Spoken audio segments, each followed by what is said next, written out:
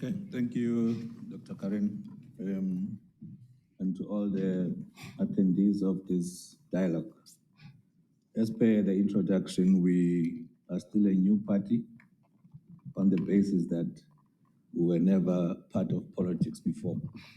So to us, instead of being a disadvantage, it is an advantage because we come into a space where we find that 30 years later, after democracy, we still cannot tell whether we have achieved the objectives of democracy.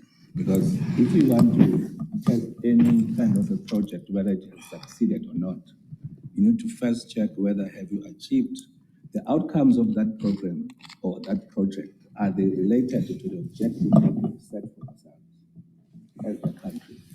Now, coming into what is that we need to change? I will pick two. Legislation.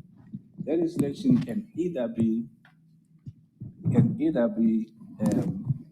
enabler, but can also be a prohibitor.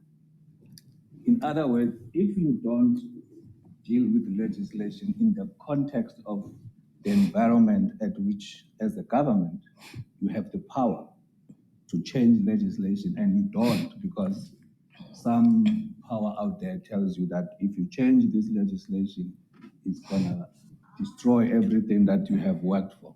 We need to do a review of our legislation. The Constitution. The Constitution is declared as the most responsive constitution in the world. But is that the description that can be given by the poorest of the poor? Can they stand up and say, this constitution has assisted us from where we were 30 years ago to where we are now? Does the constitution address the imbalances of the past? Where does it say that? Yes, it deals with human rights issues, which were wrong in pre-1994, but it's not stating clearly how do you deal with the redress? How do you deal with bringing in those that were left out? It only talks about fairness, it talks about objectivity, but here we are in a country where the spatial divide is still there.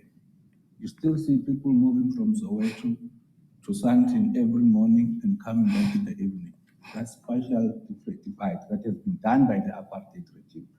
We are, as ATM, we want to look and do a thorough review of the Constitution.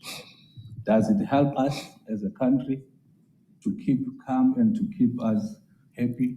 It does to certain people, but for the majority of the people, they are not gaining anything from the Constitution. Legislation, further on that, beyond the Constitution, we are saying that preferential, I'll take one particular act, Preferential Procurement Policy Framework Act. It talks to how we are going to choose others amongst others. Because if we want to come to a space where we are saying we want to grow the economy, you can't grow the economy when the majority are in poverty.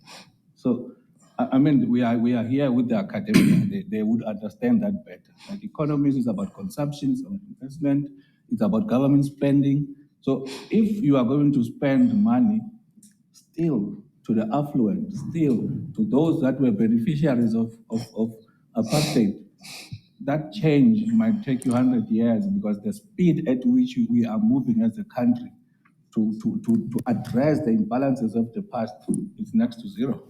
Because only few individuals you can point out that we have made so and so a billionaire, we have made so and so to stay in something where I used to stay in Soweto. But those are few. The majority of the people are still in townships, they're still in rural areas. So we need to look at legislation and change it to address what the 30 years could not address. Thank you. You got some questions that you're going to follow up on later. Thanks for those answers.